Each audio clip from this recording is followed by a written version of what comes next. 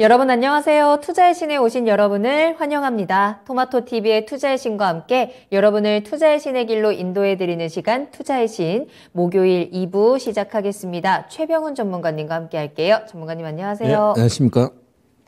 네, 전문가님과 함께 이 투자의 신 2부도 역시나 시장과 또 종목에 대한 이야기로 꽉 채워보도록 하겠습니다. 오늘장 분석부터 종목에 대한 분석 그리고 내일장에 대한 분석까지 꽉 채워져 있으니까요. 여러분들 지금 바로 저희 투자의 신에 들어오셔서 다양한 정보들 받아가시고 종목도 올려주셔서 여러분들 종목에 대한 해결책, 맞춤형 해결책, 맞춤형 분석도 꼭 받아가시기 바라겠습니다. 자, 2부에서도 종목 진단 계속 이어집니다. 궁금하신 종목 투자의 신으로 지금 바로 보내주세요. 유튜브에 토마토증권통 검색하고 들어오셔서 실시간 채팅창에 글 남겨주시면 되겠습니다. 종목명, 매수가 비중 이 세 가지 꼭 같이 남겨주셔야 하고요. 어떤 내용이 궁금하신지 구체적인 내용들도 함께 남겨주시면 더욱더 좋을 것 같아요. 자, 그리고 전화 상담도 기다리고 있습니다. 02-325-8200번, 325-8200번으로 문의 전화 주시길 바라겠습니다. 자, 그럼 2부에도 함께 해주시는 분들 인사 나누면서 출발을 해보도록 할게요. 마로니의 입새님 잘 오셨고요. 레제비츠님과 또 반올림 100%님 계속해서 함께 하십니다. 김반장님 함께하고 계시네요. 반갑습니다. 홍동현님의 이름도 보이고 있고요. 벙벙님 2부 출첵 완료하고 하셨고 철학관 챔피언님께서도 으라차차 가자 하시면서 최병훈 전문가님을 반겨주셨습니다. WTN 뉴스님께서도 동방박사님 반가반가라고 하시면서 또 반가워해 주셨는데요. 더욱더 즐거운 이야기 또 다양한 이야기 지금부터 출발해 보도록 하겠습니다. 자, 일단 오늘 장에 대한 분석부터 꼼꼼하게 하면서 앞으로 시장에 대한 이야기들 나눠볼 텐데요. 전문가님 일단 오늘 장 정리해 보겠습니다. 오늘 장 어떠셨나요? 네, 오늘 장은 최근에 계속 외국인들이 계속 팔았거든요. 맞아요. 오늘은 4,741원 만길이라서 좀 더 팔은 것 같습니다. 그래서 그동안 이제 지난주 며칠 동안 순매수로 강하게 한 1조 2천 들어왔는데 그게 지금 다 나왔습니다. 오늘까지. 그래서 만기까지 거의 나왔기 때문에 물론 그 물량이라고 할 수 없지만 단기에 들어왔던 수급이 그대로 빠진 것 같습니다. 그리고 전반적으로 오늘 동시 만기를 통해서 외국인들이 이제 매도세가 좀 일단락 되지 않을까 이렇게 좀 기대를 해보고 있습니다. 좋습니다. 자, 일단 수급에 대한 부분들도 하나씩 체크를 해볼게요. 코스피에서는 오늘 외국인들이 좀 많이 팔았고 그래도 코스닥에서는 막판에 조금 매수하는 흐름들이 나오기는 했는데 이런 외국인들의 움직임을 우리가 어떻게 해석을 해야 되는지 그렇다면 이 외국인들이 이렇게 파는 중에도 오늘 시장에서 매수한 종목들을 살펴봐야 될 것 같습니다. 어떤 종목 매수했을까요? 네, 오늘은 이제 외국인들이 LG엔솔은 1,610억이나 팔았는데 삼성 SDI는 외국인이 또 많이 샀거든요. 그래서 왜 그럴까 그런 생각을 좀 해봐야 되고요. 그러네요. 좀 분석을 하면서 가야 되지 않을까. 그리고 외국인들 삼성 SDI는 이렇게 477억 사고 LG약을 사고요. 이렇게 SK이노베이션이라든지 이런 걸 샀는데 엔솔만 좀 많이 그렇죠. 팔았네요. 엔솔만 많이 팔고 네. 외국인들. 그다음에 코스피는 오히려 LG 에너지 솔루션을 기관은 샀습니다. 기관은 오히려 370억 샀고. 그래서 이제, LG 에너지 솔루션은, 7월 말부터 시작해서 이제 물량이 보호예수 물량 풀리고 지금까지 외국인이 샀는데 한 6% 가까이 올랐나요? 그래서 오늘 이제 강력하게 팔았던 것은 어떤 이제 차익 실현 매물 정도랑 어떤 수급의 단기성 자금들이 좀 빠지고 있는 거고요. 추가적인 상승 여력은 아직 좀 지금은 당장 가는 것보다 시간이 좀 필요할 걸 보이고 저는 11월 달 이미 11월 중순 이후부터 LG 에너지 솔루션은 이제 매도를 해야 되고 단기적인 투자자는 62만 정도 목표가를 그랬고요. 40만 원, 50만 원대 있어도 그 목표가 62만 원대 가서 시연됐기 때문에 이제는 아마 1월 달, 2월 달까지도 LG 에너지 솔루션은 가지 않을 걸로 보입니다. 물론 많이 빠지진 않겠지만, 왜냐하면 또 1월 말경에 보유수물을 풀린 게 또 있고요. 그래서 전반적 수급이 지난번에 7월 말에 보유에서 처음에 풀렸던 것은 외국인이 매집을 하는, 외국인은 지분이 크게 3%밖에 안 됐는데요. 그래서 외국인들 나오면 그냥 사줘야 되기 때문에, 그리고 지금은 많이 산 상태에서 주가도 많이 올라왔기 때문에 바닥 대비 70%, 뭐 평균 60% 이렇게 올라왔기 때문에 차익 실현 욕구가 많이 생깁니다. 그래서 차익 실현이 나오는 걸로 보이고요. 뭐 다른 어떤 펀더멘털적이라든 악재 이렇게 있은 그런 게 아니라 어떤 수급적으로 차익 실현이다 이렇게 보고 다시 LG 엔솔루션이 최근에 고점 62만 대 돌파해서 한 70만 대 가려면 내년 봄을 다시 기다려야 되지 않을까. 그 사이에 삼성 SDI가 좋을 걸로 보입니다. 네. 요게 이제 딱 자리를 이제 바꿔가는 시점으로 좀 체크가 되네요. 자, 그럼 코스닥에서의 외국인들은 어떤 걸 샀나요? 네, 코스닥은 뭐 각계 전투, 종목 장세, 좋은 것만 위주로 이제 사고 또한 호재에서 있더라도 단기성 호재보다 조금 더 구조적으로 좀 좋아지는 거 사고요. 소형 뭐 기관들 외국인들은 셀트리온, LNF, 포스캠트 이런 쪽에 보면 이제 에코프로 BM이나 이런 쪽에 2차 전지나 이렇게 실적 나온 종목들은 뭐 꾸준히 좀 사는 편이고 그다음에 LNF 외국인들이 뭐 대다수 갖고 있으니까 뭐 20% 이상을 그래서 나머지 그리고 코스닥은 각 종목별로 호재성 뉴스라든지 이런 거 있는 걸 위주로 사고요. 네. 그래서 전반적으로 보면 코스닥은 최근에 750까지 왔다 또 빠지는데 이제 박스권을 지금 거의 몇 달, 2달 정도 박스권인데 그래서 그 사이에서 종목별로 장세가 좀 이어지고 있다. 그러면 거래소와 코스닥을 뭐 단순히 이렇게 비교해서 어떤 게 좋을 거야 이렇게 생각하면 12월하고 1월 달 정도는 주로 코스닥이 좋은 계절성으로 좀 좋습니다. 그런 상태고 지금 강하게 어떤 이제 외국인이나 큰 손들이 올라가기 매수하기 쉽지 않은 장일이기 때문에 당분간은 그래서 코스닥에 제로가 있다든지 실적 모멘텀 아니면 어떤 또 개별 모멘텀이 있는 종목들은 네. 좀 강하게 좀 반등하는 그런 장세다 이렇게 봐야 될 것 같습니다. 정말 철저한 개별 종목 장세가 이어지고 있는 코스닥까지 살펴봤습니다. 자, 그럼 이번에는 시장에 대해서 조금 더 면밀하게 분석을 해볼게요. 코스피부터 분석합니다. 코스피는 2,500을 아주 시원하게 뚫어주진 못하고 그 이후로는 다시 계속 좀 내려오고 있는 모습이에요. 2,499가 코스피의 고점이었는데 최근 고점인데 그것을 그 다음날이라 지난주에 금요일인가 시가에 2,501포인트를 이렇게 맞아요. 고점 딱 찍고 그때부터 지금까지 내려오고 있습니다. 그러니까요. 그래서 한 150포인트 이렇게 내려오면서 네. 이렇게 주식이란 게 요즘 하기가 어려운 게 어느 정도 제대로 갈 것 같으면 다시 또 제자리까지 금방 내려오거든요. 그리고 내려올 때는 얼마 전에는 이제 기준금리 계속 인상에 대한 조절이 속도 조절이 파월 의장의 이야기 때문에 급등했다가 또 이제 고용지표가 생각보다 잘 나오니까 이거 긴축을 계속 장기화해도 된다. 그런 또 측면도 있다가 이제는 또 경기 침체에 대한 우려가 또 반영되거든요. 그러면 경기 침체 우려는 아직 지표로는 크게 나온 건 없습니다. 그런데 미리 선행적으로 또 반영되고 있고요. 그래서 계속 부정적인 이슈가 나오면 그것을 반영을 시키고요.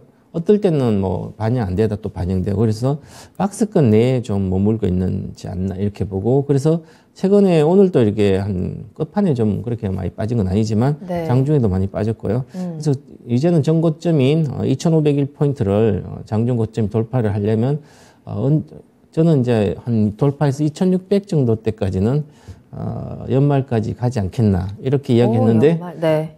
그래 얘기하고 며칠 뒤부터 이렇게 빠지더라고요. 그래서 그래도 이제 다음 주에 FOMC 끝나면 불확실성이 어느 정도 사라지기 때문에 또 빠졌으니까 또 반등을 하지 않겠나 그렇게 보고요.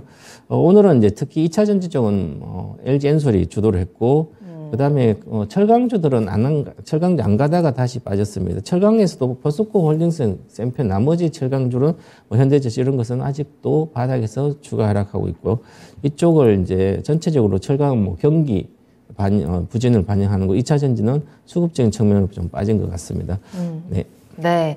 자, 그렇다면 오늘 시장에서 코스피에서 좀 강했던 섹터들은 어떤 걸 꼽으세요? 요즘은 섹터를 딱 정하면 제약주다 그러면 제약이 센 건 센데 나머지 또 안 센 게 코스닥은 특히 바이오 제약이면 몇 개만 딱 강하면 나머지는 저 줄줄이 저 밑에 맞아요. 가고 있고요. 네. 그래서 전체 업종별로 보고 투자를 하면 안 되고 이제는 업종 내에서도 차별화가 진행되고 있어서 그렇고요. 은행주가 배당 기대감 이렇게 하면 오늘 하나금융 지준 좋지만 KB의 다른 또 안 좋고 또 배당을 많이 주는 화재주 또 뭐 이런 것도 안 좋고요. 그래서 하나가 딱 좋다고 하기는 좀 그렇고요. 전반적으로. 그래서 지금 현재는 뭐 바닥에서 반등하고 대웅제약, 은행주, 하나금융주 배당도 높기 때문에 그렇고 그래서 이쪽에 그나마 조금 낫다 이렇게 말씀드리겠습니다.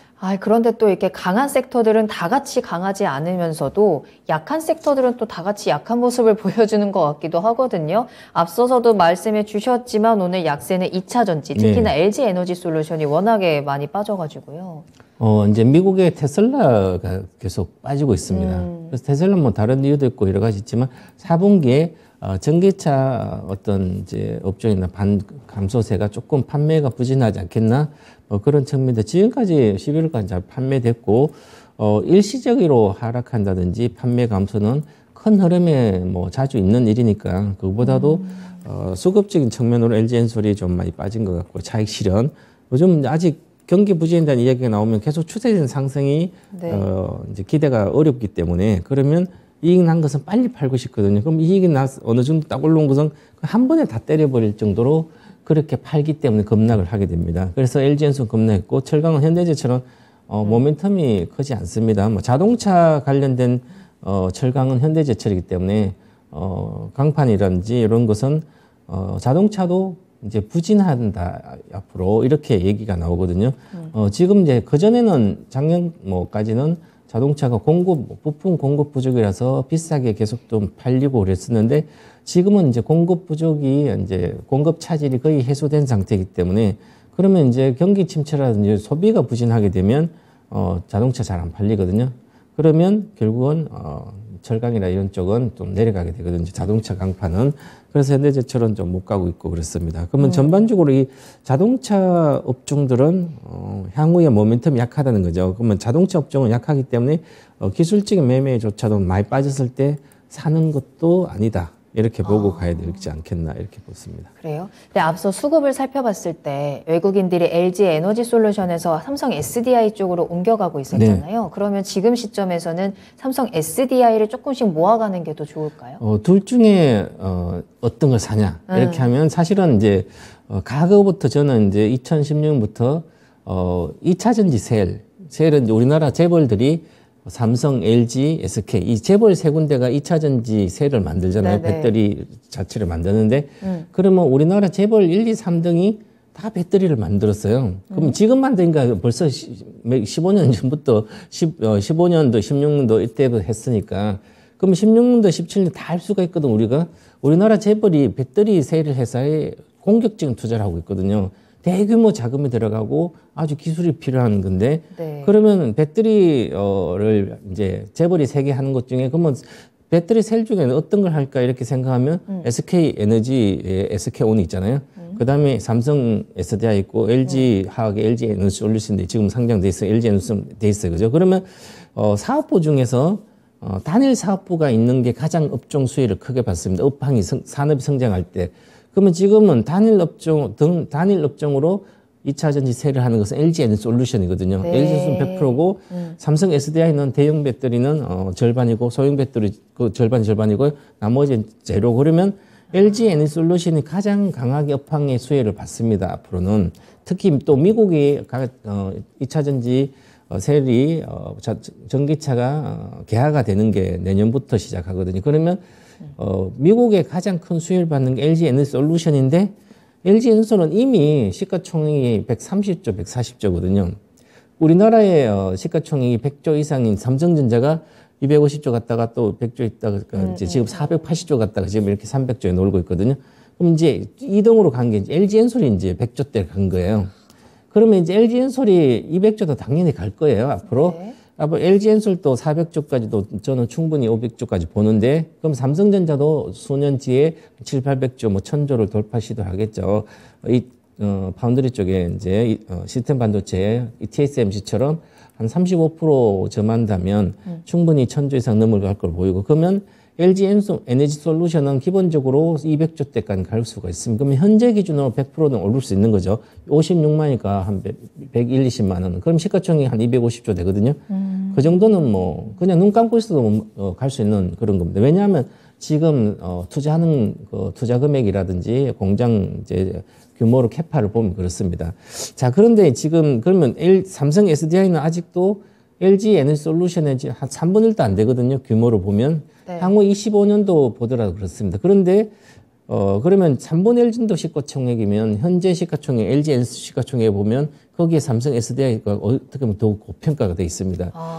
그런데 이 주식이란 것은 네. 당연히 그것만 하는 게 아니라 전반적으로 이제 밸류에이션을 높게 평가를 받을 때, 즉 프리미엄을 줄 때는 이제 LG는 LG 그룹이고 삼성은 삼성 그룹이에요. 그러면 이제 우리 투자자들이 일정 외국인뿐만 아니라 기관들 우리도 마찬가지고 1급 투자자들은 삼성하고 LG 있으면 일단 어떤 걸 선택할까 이 생각을 해봐야 됩니다. 그러면 삼성은 어떤 난간이 부딪혀도 지금까지 극복해 왔거든요. 네. LG는 극복해도 된다. 지금 요즘 LG가 잘해요.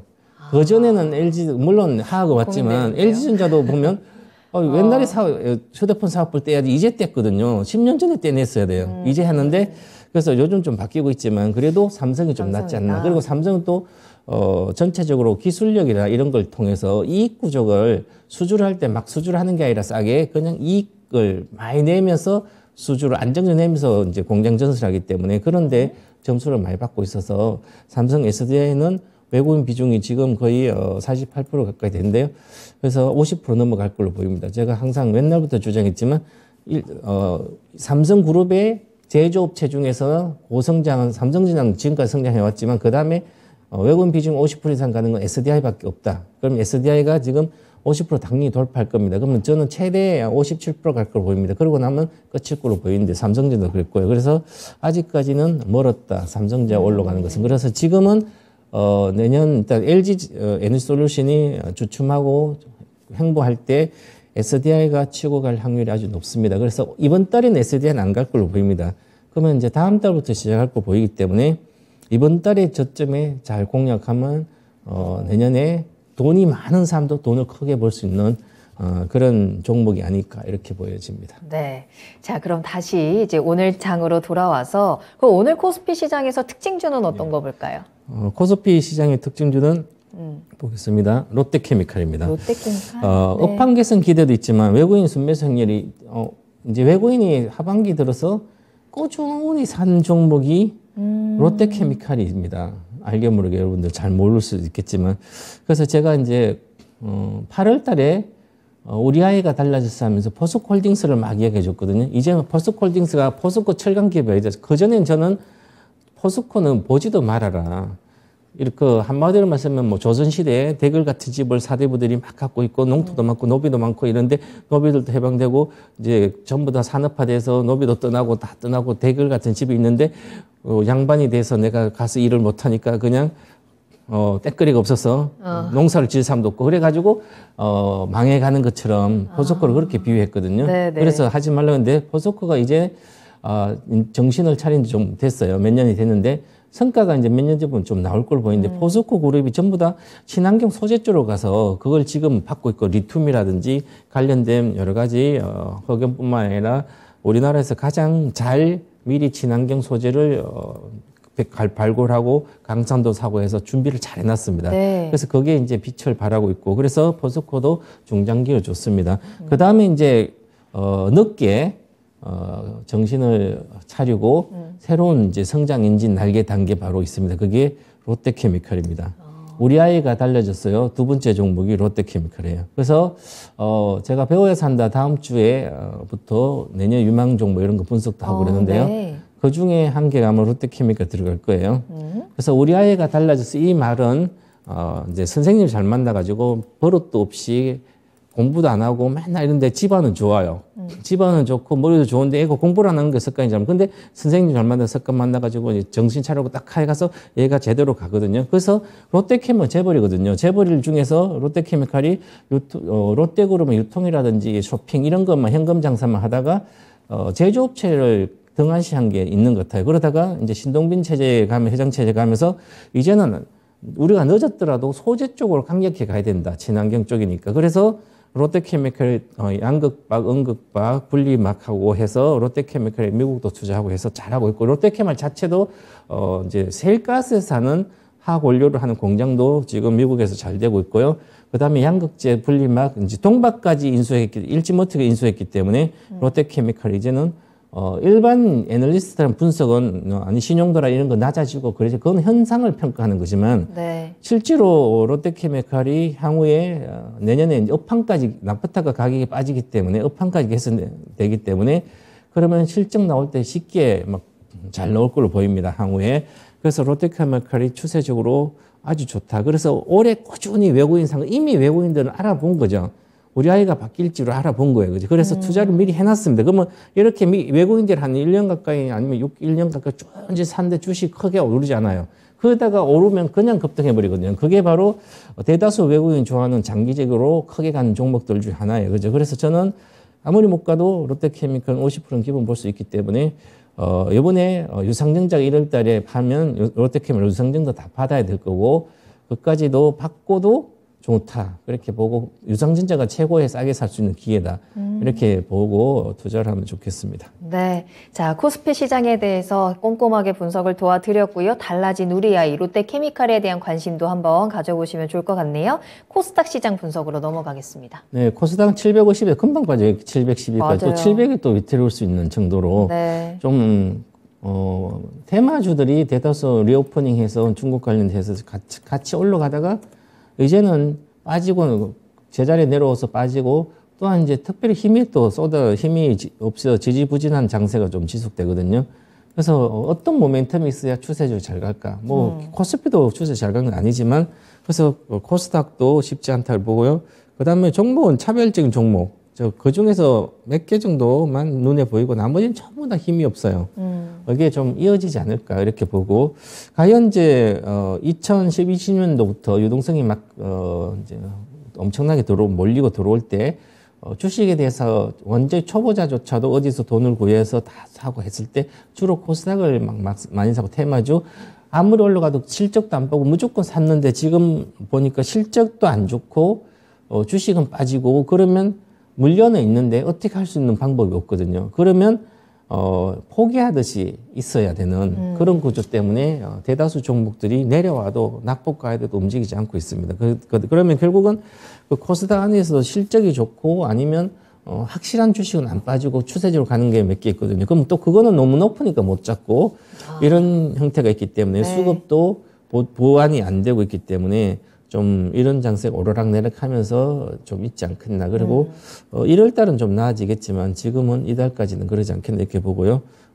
힘이 없다. 한마디로 이렇게 말씀드리겠습니다. 네. 진짜 말씀해 주신 대로 내려왔는데 그 상태에서 움직이지 않는 그래서 탈출의 기회조차 잡지 못하는 종목들 많이 가지고 계실 텐데요. 그 종목 지금 바로 저희 올려주시고 종목 진단 잠시 후에 시작을 하니까요. 종목명 매수가 비중 남겨주세요. 자, 그럼 코스닥에서의 특징주는 어떤 거 보실까요? 네, 알테오젠이라고 과거에 이제 코로나 이후에 코로나 좀 초기만 그 중기 정도에 아주 크게 성장하면서 주가도 많이 올랐습니다. 이게 이제 바이오 신약 개발할 때 플랫폼 역할을 하는 건데, 이제 신약을 성공시키는 이제 시간도 단축시키고 하거든요. 그래서 이 알테오젠 엄청 빠졌습니다. 그래서 오늘 최근에 급등하고 있는데, 티센트릭 SC라는 이제, 임상 3상 성공을 해서 경쟁사가 그래서 네. 수혜주인데, SAC 제형 시장의 급성장이 기대되는데, 이쪽은 바이오 플랫폼 쪽은 이제 아주 계속 성장하고 있습니다. 그래서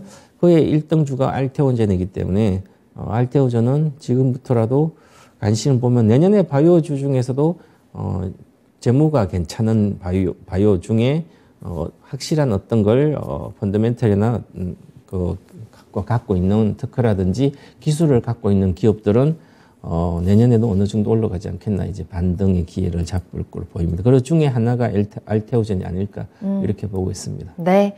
자, 이렇게 최병훈 전문가님과 함께 오늘장 시황 분석해 봤고요. 자, 그럼 지금부터는 여러분들의 종목에 대한 분석을 해보도록 하겠습니다. 종목 진단 출발하겠습니다. 여러분들 궁금하신 종목명, 매수가 비중 지금 바로바로 남겨주세요. 유튜브에 토마토 증권통 검색하고 들어오셔서 채팅창에 글 남겨주시면 되겠고요. 매수 매수 문의도 좋으니까요. 매수하고 싶으신 종목들도 미리 점검 꼭 받아보시길 바랍니다. 자, 그리고 전화 주시면 조금 더 자세한 이야기 나눠볼게요. 02-325-8200번, 325-8200번으로 지금 바로 전화 주시길 바라겠습니다. 자, 그러면 빠르게 종목 진단 바로 출발합니다. HLB부터 살펴볼게요. 하세요 안녕 님께서 남겨주신 종목이고요. 매수가가 3만 원입니다. 비중은 40% 가지고 계시거든요. HLB 오늘 31,800원에 거래를 마쳤어요. 매수 단가가 낮기는 한데 워낙에 수익을 볼 수 있었던 기회가 있었던 것 같거든요. 지금 좀 많이 내려와 있고 비중도 40%로 좀 많이 가지고 계신 상황입니다.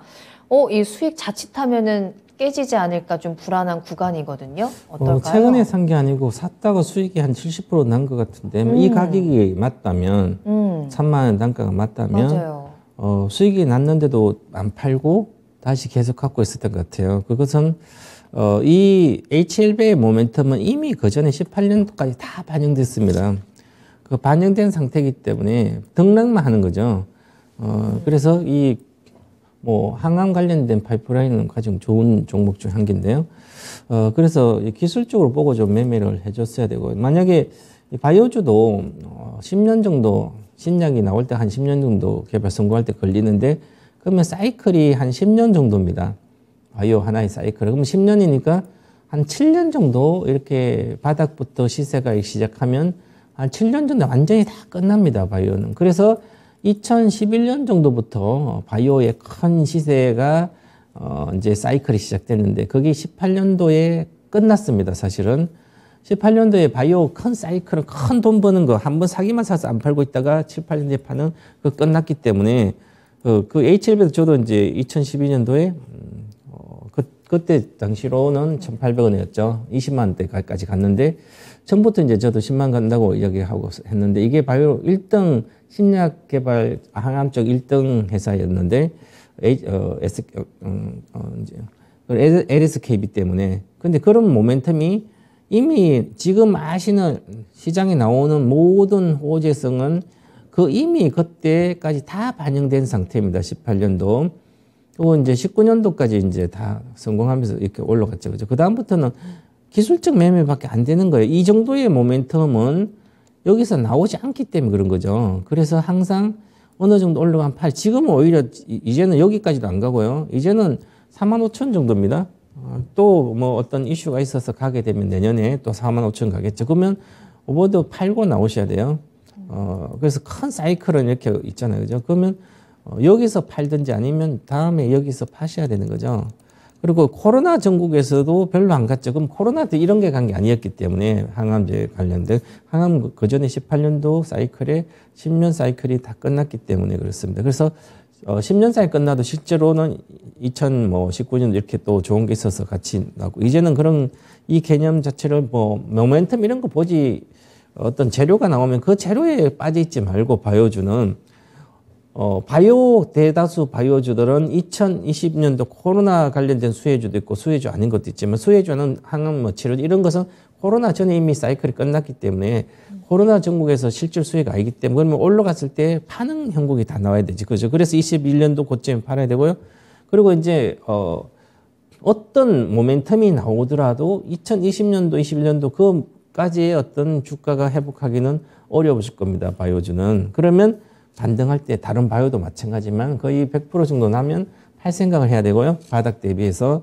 이 종목도 바닥 27,000이니까 바닥 뒤에 한 5만 원 내잖아요. 그럼 5만 원 내고 팔고 또 나오고 이렇게 해야 된다. 그래서 지금은 모멘텀이 없기 때문에 아마 당분간 못 갈 걸로 보이고 가게 된다면 내년 4월 정도 내외 아니면 여름 정도 있기 때문에 그때까지 기다린다면 또 다시 어느 정도까지 올라갈 수 있을 걸로 보입니다. 근데 이쪽 종목은 확실하게 실적이 계속 적자인데 실적이 가서 이렇게 하는 종목이 아니기 때문에 모멘텀이라든지 신약 개발 어떤 진행 속도라든지 보는데 그런 게 다 반영된 상태이기 때문에 그냥 기술적으로 45,000원 정도가 매도를 하셔야 될 것 같고요.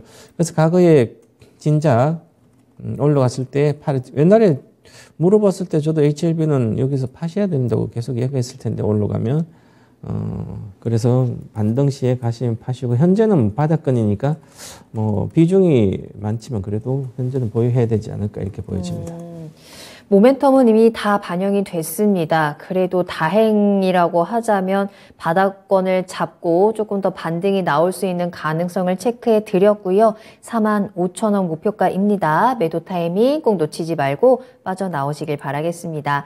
자, 계속해서 상담 이어갈게요. 이민재님 반갑습니다. JS님께서도 잘 오셨고요. 싹쓸이 대박님도 보이네요. 혜혜님께서 안녕하세요. 댓글 처음 남겨봐요 라고 하시면서 인사 나눠주셨는데 환영하고요. 또 종목도 남겨주시면 또 좋을 것 같네요. 자, 다음 상담 이어가 보도록 하겠습니다. 이번에는 김 반장님이 올려주신 종목인데요. 올리기가 부끄럽네요 하시더니 카카오 올려주셨거든요. 매수가가 147,500원입니다. 비중을 25% 가지고 계시고요. 이 종목 어떡하죠? 가지고 있을 수밖에 없네요, 그죠? 지금 막 반타작도 넘으니까. 네. 그래서 카카오가 지금 한 60만 정도? 60만이다. 그때 당시에 이제 147,500원 샀을 때는 이게 이제 4분의 1이니까 사실은 한 58만 이렇게 되겠네요. 이제 제가 분할하기 전에 가격을 보면. 네. 그러면 10만 원대부터 올라갔거든요, 이 주가가. 12만, 13만, 19년도. 그럼 12, 13만에서 50만 대 가서 산 거나 마찬가지거든요. 그래서 올라갔다 저 80만 원 내려갔다가 다시 내려올 때 17만 2천 갔다가 500 갔다가 14만 7천이면 80만 원 내외 78만 이렇게 갔다가 58만 원 왔을 때 산 거예요. 그럼 올라간 걸 전혀 안 본 거예요, 주식을. 그러면 그때 당시에는 뭐 예를 들어서 주식이란 게 항상 변동성을 좀 이해를 하고 있어야 되는데 이렇게 보면 2019년도부터 이 주식은 사실 상승하기 시작했는데 19년도 6월 26,000원이었으니까 이렇게 해서 쭉 올라가다가 추세는 2019년부터 쫙 시작합니다. 그럼 여기 올라갔다가 17만 갔다 내려오면 14만 원대잖아요, 거기에. 그러면 여기서 사신 거예요. 이 주식을 보면 지지선, 즉 14만 지지선을 분기하면 다 팔고 기존에 있던 것도 엄청난 급등을 했잖아. 한 주간에 이 차트를 모르더라고요. 엄청나게 급등했습니다. 12만 원에서 17만 원, 5만 원을 3, 40%를 한 달 만에 올리니까 그전에는 그렇게 안 올랐는데 한 달 만에 이 주식이 한 10%대, 최대 30%밖에 안 올라갔거든. 그러다가 한 달 만에 40% 이상 막 크게 급등하니까 또 두세 달 동안 거기서 팔든지 아니면 내려오면 사지 말아야 되는데 14만 8천 원 이하에는 저도 보유금지 이렇게 얘기 많이 들었었는데 그러면 샀어요. 25% 사가지고 이제는 비중이 높으니까 뭐를 탈 수가 없잖아요. 만약에 이 종목을 나는 이 종목을 반드시 이 17만 3천 원 이상은 장기적으로 이 회사가 앞으로 4차 산업혁명이 계속하면 실질 수혜니까 수혜를 받아가지고 갈 거라 생각하면 지금 뭘 타야 되겠죠? 그럼 25%니까 돈이 더 있든지 아니면 현금을 갖고 있다면 25% 더서 50% 만들면 지금 14만에서 5만 대니까 그러면 9만이 보면 한 얼마요? 한 40여만 원 정도 내려오잖아요. 그죠? 그러면 수익이 어느 정도 20% 나요. 12만까지 볼 수는 있으니까 장기적으로. 그러면 이 12만까지 갈 것도 아직 시간이 한 3년 걸릴 걸로 보여요. 그러면 3년 걸려서 내가 물 타가지고 20%밖에 못 먹을 것 같으면 수익 얼마 아니잖아요. 그죠?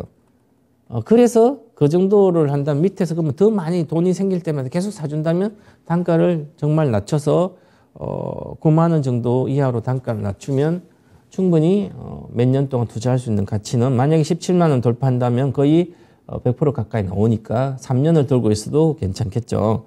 그러면 이제 이때 당시에는 21년도까지는 이제 자회사가 여러 개 있으면 카카오페이, 카카오뱅크부터 그전 이렇게 해서 쭉 카카오게임즈랑 좋은 자회사, 자식을 잘 뒀기 때문에 아버지도 부모도 좋은데 자식을 하나씩 다 팔아먹은 거예요.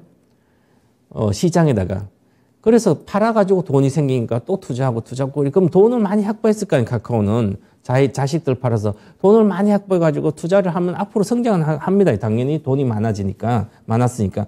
하는데 워낙 또 여러 가지 뭐 이슈도 있고 해가지고, 부정적 이슈하고 해서 이 시간을, 또한 이제 돈을 많이 벌리니까 문어발식으로 해가지고 상장시켜서 이거 초심을 잃고, 원래 잘하는 것을 또 딴 생각하고 하고 해가지고 이게 지금 시장의 신뢰를 많이 잃었습니다.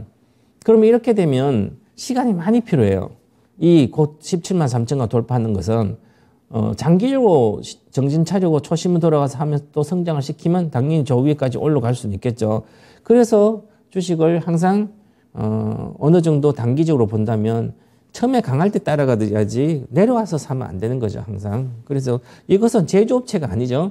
만약에 제조업체다. 예를 들어서 2차 전지 쪽이다. 그럼 2차 전지는 공장을 계속 지어서 공장 지으면 또 생산품이 나오니까 그럼 판매하면 또 돈이 들어오고 하니까 계속 성장을 하잖아요. 그런데 이 플랫폼이라든지 인터넷주나 이런 것은 기술은 가다가 규제가 심해지면 이제 MS가 1등이다. 그래서 규제를 해버리면 또 성장을 잘못하는 거예요. 그럼 또 하고 여러 가지 법적인 거나 규제라든지 이런 게 가장 큰 악재가 됩니다. 그럼 이것은 또 지나봐야 좀 알거든요. 그래서 불확실성이 크기 때문에 이런 것은 많이 올라가면 좀 팔아야 되고요. 제조업체는 뭐 물려도 더 가만히 있어도 당연히 회복하는 거죠. 그래서 그런 측면을 고려하지 않고 하신 거예요. 그래서 지금은 이것을 예를 들어서 뭐 진단 요청해서 정확한 것은 저는 지금 가격에는 뭐 7만 이하에서는 사도 회복은 충분히 하고 그런데 14만 대까지는 가기가 저는 내년에는 못 갈 걸로 보입니다. 저는 14만까지는 뭐 앞으로 한 3년 정도 걸리지 않을까 이렇게 보이는데 그러면 지금 뭐 5만 원 내외 5만 원대에서는 물 타고 장기적으로 본다면 괜찮은 신규 진입은 아주 좋은데 물 타더라도 이제 25% 더 타도 9만 원인데 10만 원 그러면 3년 동안 깨져가지고 본전하려고 기다려야 되잖아요. 그럴 바에 저는 물탈 자금으로 앞으로 두세 배 갈 수 있는 그걸 사서 이걸 그거 수익으로 이걸 메꾸면 되지 않을까 그렇게 보고 현재는 보유하시고 추가 매수는 지금 가격대에서 하시면 된다 이렇게 말씀드리겠습니다. 추가 매수를 해서 대응할 수 있는 방법은 수익으로 나올 수 있는 방법은 분명히 있습니다만 지금 비중이 25%로 적지는 않은 상황이고요. 장기적으로 시간이 굉장히 많이 걸릴 수 있다라는 점을 함께 확인해 드렸습니다. 일단은 한 3년 정도의 시간을 조금 더 여유 있게 드렸고 12만 원까지 목표가 체크를 해 드렸거든요. 참고를 해보시고 시청자님 상황에 맞춰서 무리하지 않는 선에서 잘 대응해 보시길 현명한 선택하시기를 바라겠습니다. 자, 계속해서 최병훈 전문가님과 함께하고 있고요. 다음 종목도 확인해 보도록 할게요. 자, 이번에는 유튜브에서 김태현 님이 올려주신 종목입니다. SK이노베이션 진단하겠습니다. 매수가는 17만 원이고요. 비중을 15% 담으셨어요. 진단 부탁드립니다. 라는 댓글과 함께 남겨주셨는데요. 이 종목 오늘은 16만 3,500원에 거래를 마쳤습니다. 차트를 좀 길게 뽑아보더라도 변동성이 있기는 하지만 계속해서 우하향하는 흐름을 유지하고 있는 상황이어서요. 손실을 보지 않고 수익으로 빠져나올 수 있는 방법이 있을지 한번 찾아봐야 될 것 같은데요. 전문가님 어떻게 보시나요? 이 SK이노베이션을 사시는 분들은 두 가지를 어떤 분들은 2차 전지 쪽 때문에 사시는 분도 있고요.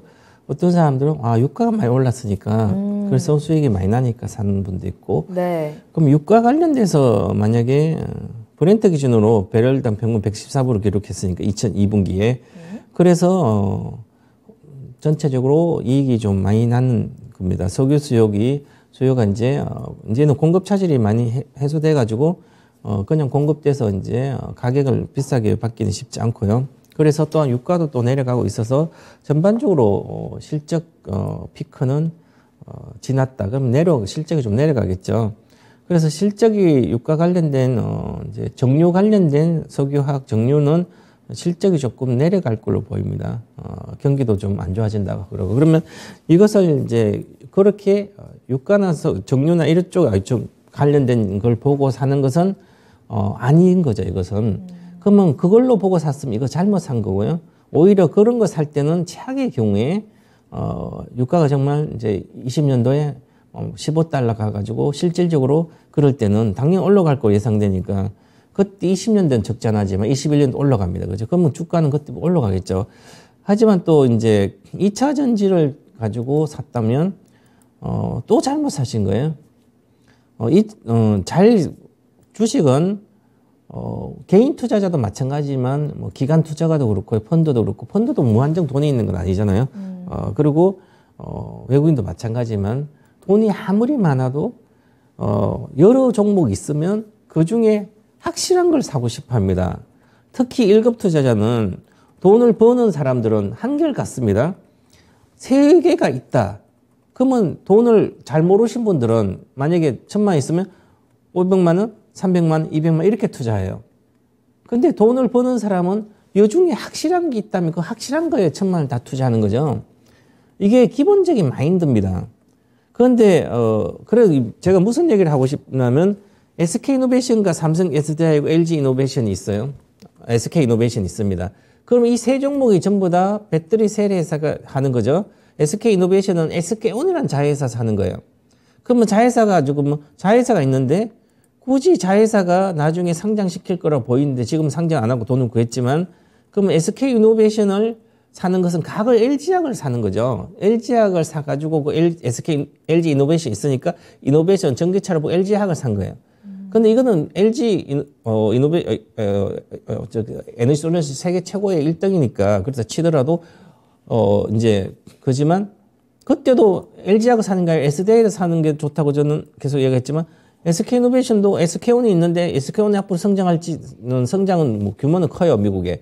그런데 전부 다 저가 수주 했을 수도 있고요. 가봐야 되거든요. 아직까지 제대로 생산이 되는 것도 아니고 이제 공장을 짓고 있으니까. 그러면 2차 전지를 통해서 사는 것은 SK이노베이션 살 이유가 없는 거예요. 전혀.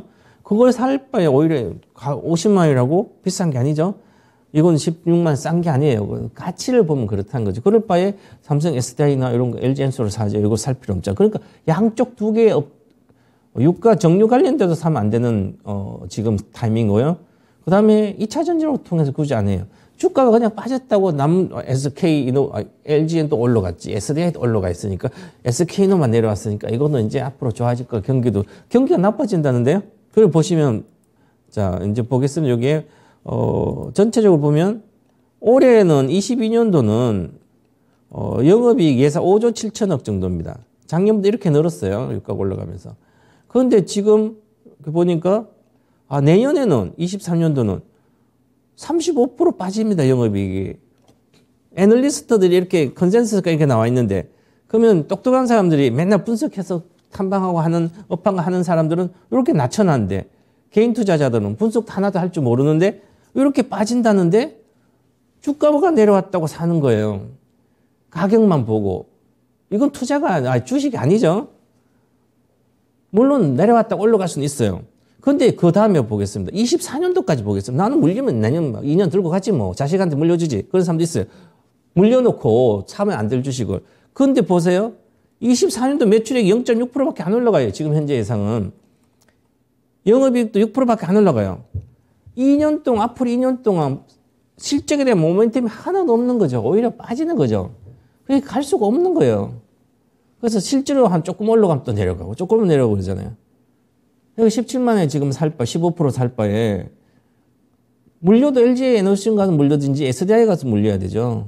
저는 전략 매도하고, 2차 전지로 살려면 SDI로 가시면 되고, 그렇게 하고, 뭐, 유가 관련돼 가시, 석유화학 쪽이 좋을 거라고 하면, 롯데케미칼 가시면 됩니다. 그거 내년에 경기가 안 좋아졌는데, 화학주는 별로 안 좋아요. 제가 롯데케미칼 좋다는 거, 화학 때문에 좋다는 거 아니에요. 그것은 나쁘다, 순수화학은 나쁘다 가격이 내려가기 때문에 제품감 그대로 있어. 마진이 좋아져, 스프레드가 좋아져서 그런 거지. 그러면 화학 업종에 관련된 산업용 화학이라는 여러 가지 중소형 화학은 내년 실적이 안 좋아지는 거죠. 그런 걸 분리를 좀 해줘야 되지 않나 이렇게 보여집니다. 네, SK이노베이션 실적이 불안정하다라는 부분으로 진단을 해드렸고 매도 의견 참고해 보세요. 종목 한 가지만 더 살펴보도록 하겠습니다. 효성 첨단 소재 살펴볼게요. 기린님께서 올려주신 종목입니다. 39만 2천 원 매수가 비중은 22% 가지고 계시고요. 진단 부탁드립니다 라면서 올려주신 종목인데요. 효성 첨단 소재도 오늘 36만 1,500원에 역시나 시청자님 손실 구간에 계십니다. 이 종목은 어때요? 네, 이것도 첨단 소재는 그 산업 관련된 화학 이쪽인데요. 보시면 22년도 올해 예상 영업이익이 3,435개. 작년에부터 엄청 줄었죠. 이제 유통이 이제 정상화되고 이제 유가도 이제 올라가고 그래서 전체적으로 보면 그 다음에 23년도 보면 매출은 5%밖에 안 올라가요. 이익도 14%인데 이거는 가봐야 되지만 어쨌든 매출액이 크게 안 늡니다. 4조에서 거의 3천억, 2년 동안 3천억이면 10%도 안 늘잖아요. 영업이익도 뭐 이렇게 3,400, 3천 크게 늘진 않아요. 그러면 이 종목에 대해서는 이익 실적을 보고 투자할 이유는 없는 거예요. 사야 될 이유는 없는 겁니다. 그런 상태에서 이렇게 보시면 2차 전지도 있고 뭐 여러 가지 있지만 전반적으로 이렇게 보면 이쪽 업종은 화학 쪽이죠, 그죠? 화학이고 이렇게 보면 다 나옵니다. 화학에서 이제 전체적으로 보면 산업 자재 관련된 화학이에요. 자동차 산업. 그럼 자동차가 지금 안 좋다 그러잖아요. 전방 산업이 앞으로. 그럼 자동차 관련된 들어가는 뭐 여러 가지 시트뿐만 아니라 각종 화학 제품들은 하야 보강제도 마찬가지고 자동차가 잘 안 팔리면 전방 산업이 잘 안 되면 거기 납품하는 회사들은 다 안 좋아지는 거죠. 단순한 거 아니에요. 그러면 주가가 올라갈 이유가 별로 없잖아요. 그죠? 그럼 21년도 이렇게 87만 원 갔다가 지금 여기 35만 원 반타작이네. 반타작 이상이네. 주가가 올라가. 이건 가격만 보는 거죠. 이때 당시는 21년도까지는 공급이 부족해서 공급 차질 때문에 없어서 뭐 공급이 안 될 중 가격을 아무리 올려도 될 그런 구조였습니다. 그리고 2차 전지도 같이 관련된 소재도 같이 좋았기 때문에 그러면 이것을 이때 당시 모멘텀은 앞으로 2년 동안 나오지 않을 걸로 보여요. 그러면 이 주식은 올라가 봤자 47만 원, 큰 수익이 아니죠. 그죠? 그렇기 때문에 시간이 많이 걸려요. 그래서 이렇게 단순하게 실적이 그렇게 크게 받쳐주지 않으면서 올라갔던 것은 다시 올라가던 한계가 있는 거예요. 그래서 이 모멘텀이 없다는 거죠. 그래서 2차 전지 관련된 다른 종목이 올라가도 이런 것은 쉽지 않다, 내년에. 그래서 저는 반등 시 매도 의견 드리겠습니다. 반등하면 의견은 평균 62평선 돌파 시간이 걸릴 걸로 보이기 때문에 일본적으로 보시면 38만 5천이네요. 38만 5천 원 아니면 본전 정도 39만 2천 원이 본전이네요. 딱 저항선이 12평선 정도 39만 2천 원이네요. 그러면 거기서 매도 의견 드리겠습니다. 그리고 관심에서 제외시키시기 바랍니다. 자, 효성 첨단 소재 매수가 근처에서 반등 시 매도 의견으로 드렸습니다. 자, 이렇게 최병훈 전문가님과 함께하는 종목 진단도 여기서 마무리하도록 하겠고요. 지금부터는 앞으로 시장에 대한 투자 전략을 한번 체크해 보겠습니다. 조금 전에 발표됐던 미국의 신규 실업수당 청구 건수가 전주 대비해서 늘었다라는 결과가 나오면서 미국 시장에서는 바로 좀 긍정적으로 받아들이고 선물 시장이 지금 좀 상승폭을 키워나가는 모습을 보여주고 있거든요. 일단 당장 현재의 분위기는 좀 긍정적이긴 한데 앞으로의 시장에 대해서는 어떤 포인트를 가지고 어떤 방향을 잡아야 되는지 투자 전략 체크하겠습니다. 전문가님 어떨까요? 네, 얼마 전에 고용 지표가 좀 예상보다 잘 나와가지고 맞아요. 주가가 급락했거든요. 네. 그런데 지금은 오늘은 이제 실업수당 청구라는 게 23만 건에서 이제 한 3천 건이 상했다는 것은 더 많이 실업을 청구를 했다는 것은 실업자가 더 많이 생긴 거죠. 맞아요. 실업자가 더 많이 생겼으니까 이제는 또한 이제 지난번 고용지표에 악재로 반영돼 이것은 또 호재로 반영되겠죠. 시장에. 그만큼 그러면 금리를 많이 기준금리를 4%대까지 올리는데 경기가 별로 영향이 없이 고용이 강세가 있으면 계속 긴축을 계속 강하게 하면 되잖아요. 그래서 요 올해는 미국 경기가 탄탄해요. 견조해요. 그러니까 막 마음대로 금리를 올려도 시장에 현실적으로 경기에 침체에 영향을 안 주는 거예요.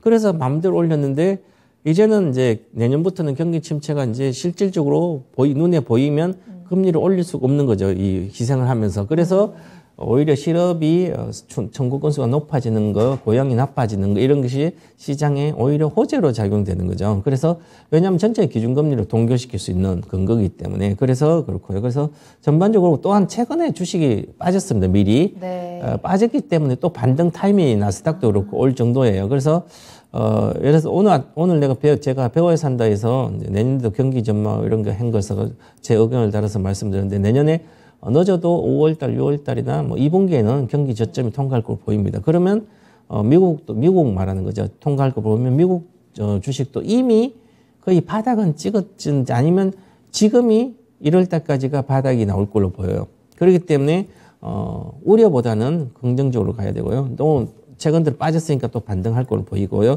그래서 이제 그 하나에서는 이제 다음 주에 FOMC가 이제 우리나라는 목요일 날 이제 결과를 보일 텐데 그러면 뭐 보장실성도 사라지고 파월 의장이 실제로 금리 기준금 인상 속도도 조절한다 그랬고 그랬으니까 이제 경기 침체 우려가 반영되는 것은 또 뭐 경기 이제 금리도 동결이 내년에 예상되고 이러면 너무 우려가 크지 않기 때문에 또 중국 위드 코로나 뭐 어떤 기대도 있고 그래서 중국도 위드 코로나 경기 부진도 나오고 위드 코로나 소재 나오고 그래도 아직까지는 강하게 어떤 경기가 회복한다든지 중국도 그렇게 안 보이고요.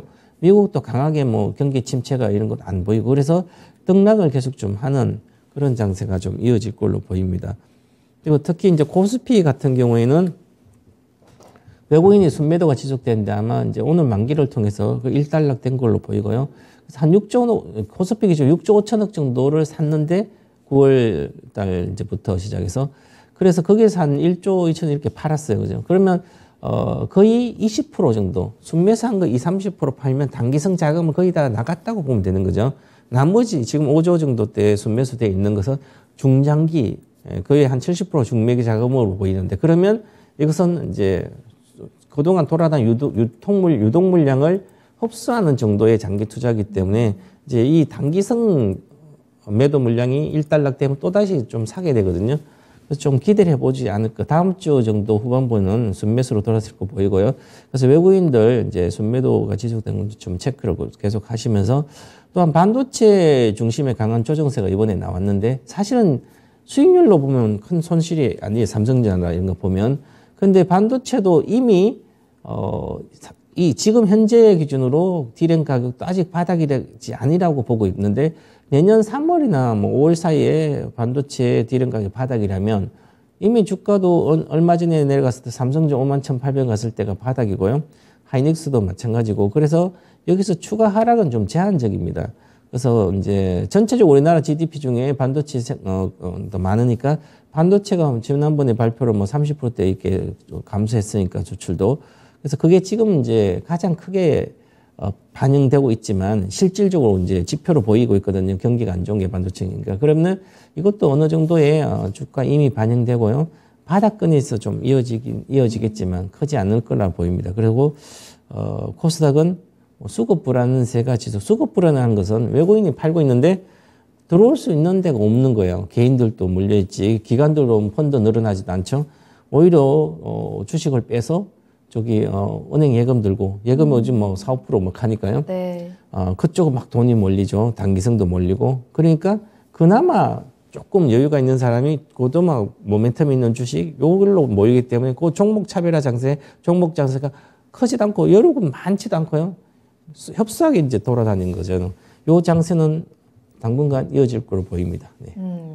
자, 이렇게 오늘 최병훈 전문가님과 함께 또 앞으로의 시장 전망까지 확인을 해봤습니다. 여러분들께서도 앞으로 투자하시는데 참고하셔서 큰 도움 되시길 바라겠습니다. 자, 이렇게 또 오늘 시간이 모두가 마무리되었네요. 최병훈 전문가님과는 여기서 먼저 인사드리겠습니다. 오늘 감사합니다. 감사합니다.